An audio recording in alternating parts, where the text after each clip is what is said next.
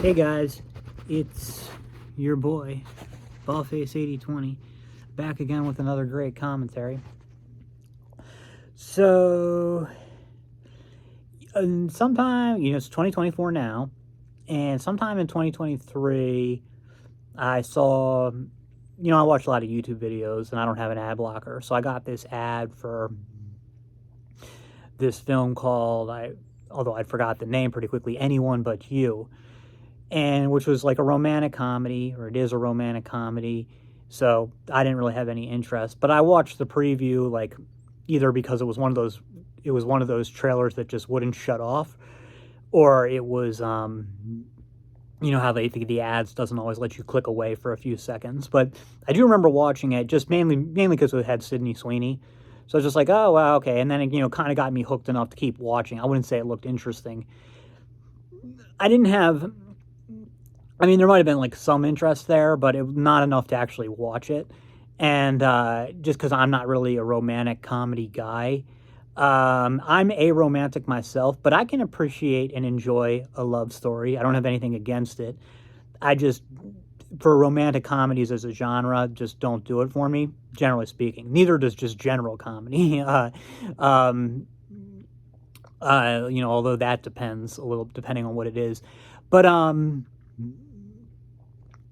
so, and then, it came, the movie came and went. Like, I have no idea what's in the theaters anyway, so didn't really think about it. But then recently I started watching a lot of Euphoria clips. So because of that, and Sydney Sweeney is in Euphoria. Because of that, I started getting seeing scenes like in my YouTube recommendeds or whatever, scenes from Anyone But You, because Sydney Sweeney was in that. And so I saw enough that I was like, okay, yeah, again, it's got Sydney Sweeney. She looks really good. Something about the trailer and the scenes, there was some attract feel there. It didn't look funny or anything, but there was some interest on my part for whatever reason. So last night I decided to actually rent it and watch it. Yeah, first thing, again, I'm not a romantic comedy guy, so I'm not sure I don't think I was really the target audience. And the movie is definitely not great. But it's better than you might think. It was fairly entertaining. It's upbeat and very well lit. It mostly takes place in Australia, and the environment that it's shot in is really it's very optimistic and upbeat. So it's got that very well made. I think I already said that. And the Sydney Sweeney and the guy, I think Jason Powell. I don't know the guy's name.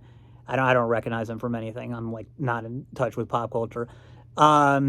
They both did a really good job, particularly Sydney Sweeney. And I know, I'm biased because she's really hot, but it's not about that. She really did do an excellent job and deserves a lot of credit. You don't it. I think a part like this, like a romantic comedy, I think that's can be harder to do than a full on serious role. But not just that, the supporting cast was really good, particularly the sort of cliche black best friend of the guy. He was really good, and so the film did have a few moments that actually made me laugh out loud, which I was not expecting at all. It also did a good job of sort of subverting some of the expectations you have for the film. It does a good job of turning those around. There's only so much they can subvert it. So, but they do some stuff there. So anyway, here's the idea. Basically, Sydney Sweeney's character is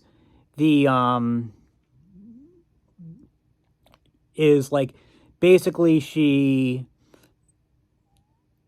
is one of those girls who's always been really into romance and the wedding, romance and shit like that.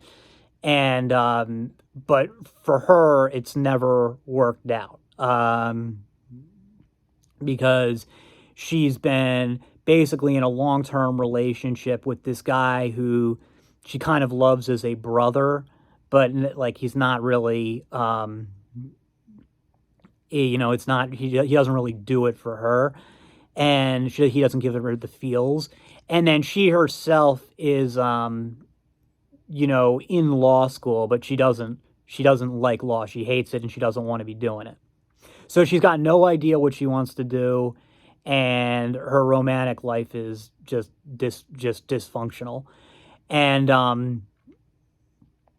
the so she goes, like, there's one day she really needs to use the bathroom because she's interning at some new place, and she doesn't have the self-confidence to ask like where the bathroom is, so she's like wants to use the bathroom in a Starbucks or something. It's, whatever. It's dumb.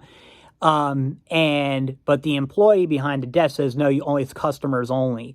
So the guy who's like the male lead in it, who's basically, and we'll get to him in a minute, but he's basically like a rich man's version of Chad Light. He sees what's going on, so he pretends to be her husband, who's waiting, or her fiance, who's waiting in line with her, and saying, oh, so she is a customer, and so she can use the bathroom. Okay, whatever, you get it. I don't think that, like, we're okay. It's a romantic comedy. You're okay with dumb shit happening. So then they spend the night together. They have like some like real deep connection. But she then leaves him, like she like in the middle of the night or after, or like gets up and leaves him, and because we'll talk about that later, I guess. And he's very hurt, and very hurt by that because he felt like they made a connection. And then the next day, he's talking about it to his black best friend, the cliche black best friend guy. And she comes back to the apartment to see him, to apologize or to rekindle. And she overhears what he's saying to her, to the best friend about her. And he's saying, I guess, I actually wasn't really paying attention at this part, so I don't know exactly what he said, but saying some nasty shit about her, but that he was just saying because he was trying to get his friend to shut up, and he was hurt because she had left him in the middle of the night.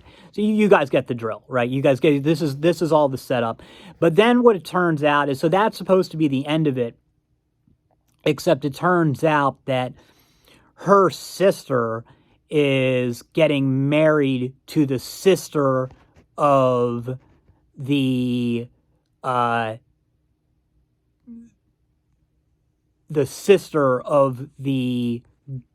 guy's best friend. So Sydney Sweeney's sister is getting married to the sister of the best friend of the guy, pal, or whatever his name is. I forget the character's names. The sister of the best friend of that guy. And so they have so they end up meeting up, even not realizing that they have like this, they had this previous connection to each other. And they meet up at like a bar before the wedding, everybody together, they see each other, and they can't stand each other now. They're both like angry at each other. And so they exchange some harsh words. He says that, he's happy that he's never going to have to see her again. She says that she's happy. So then you think like, okay, now it's really the end of it. Or you don't think that, obviously, but that's what you're supposed to like. So instead of now is really the end of it. However, then they, when it's supposed to be the wedding, they have like a surprise reveal. Actually, no, we're not doing the wedding here. We're going to get married in Australia. We're going to get married in Australia. So, so they're going to get, so then they, they go everybody goes to Australia. Then when they get to Australia, they find out, actually, we're all going to be living in the same house for this week of the wedding. And we didn't tell you guys ahead of time because we didn't tell you two, Sydney Sweeney and the guy, ahead of time because you two hate each other and we didn't want to cause any drama ahead of time. So, but they, they continue bickering like there, and then they're worried, the other people are worried, like the two brides to be and their parents are both worried, like this is going to mess up the wedding if they're like fighting like this all week. So let's like set them up together. We don't have to make them fall in love or anything, but just get them to like have a fling or whatever, just so, and that way we'll, just so they're like together or at least functional with each other, before, for the week of the wedding. And after that, they'll never see each other again. Who cares? But at least they're not going to mess the wedding up. So it ends up being kind of like if you've ever read or seen the play Much Ado About Nothing, which I don't think is very good, but I'm not really a Shakespeare guy.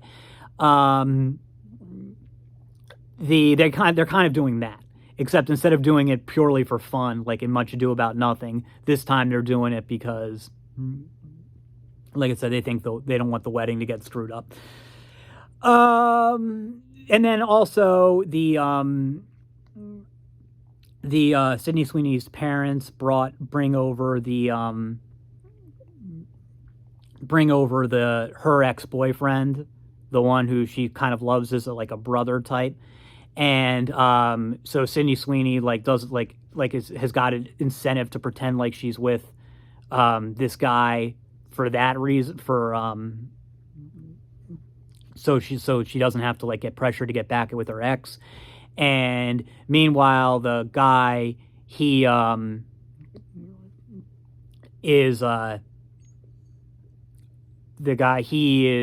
his ex happens to be there too. I can't even remember the explanation they came up with for that.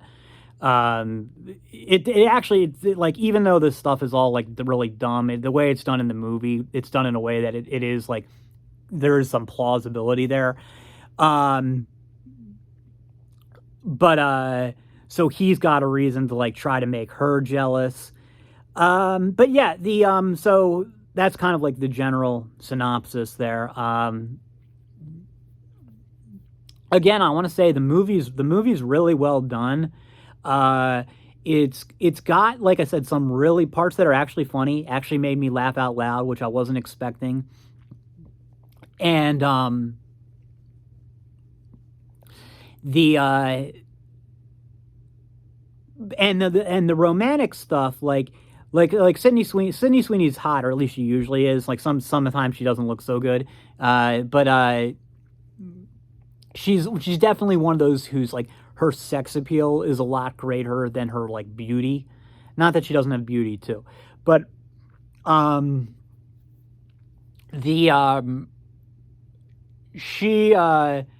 but like the characters, despite not being very likable, really do have good chemistry, and the romantic parts are really well done too, and it really fits in with the rest of the movie. So the movie ended up being a surprise hit, and I can see why it was a hit. Like, especially if you like romantic comedies, I can't imagine a better one. It's not great, but I think it's worth watching. And everything is just executed very well. Now, there's some parts of it that are very cringe and very unfunny, and like me, like some of the stuff is just like, but that's, I think, more like just kind of an inherent part of romantic comedies.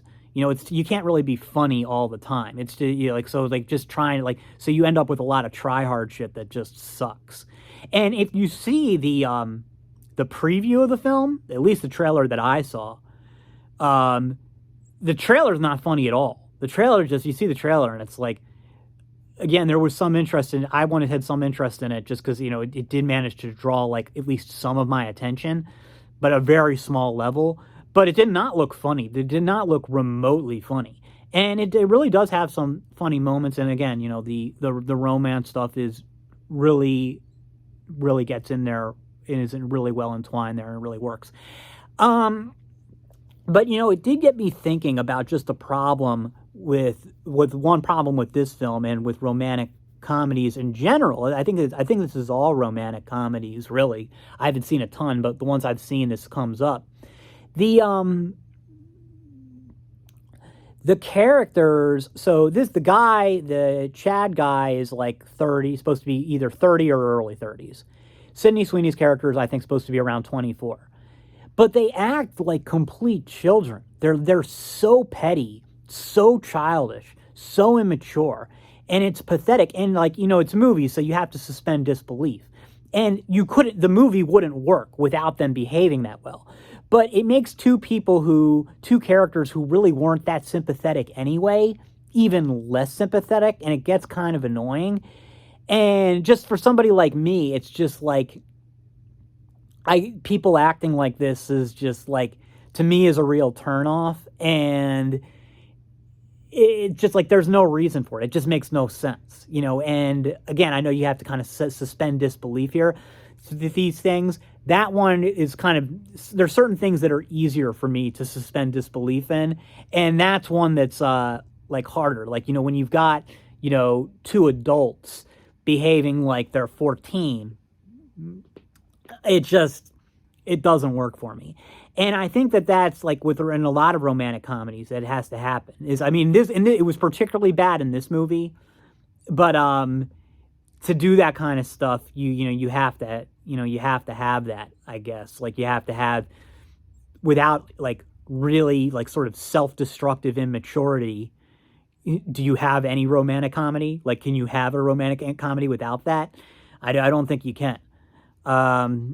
That's all for now, and I'll see you in the next.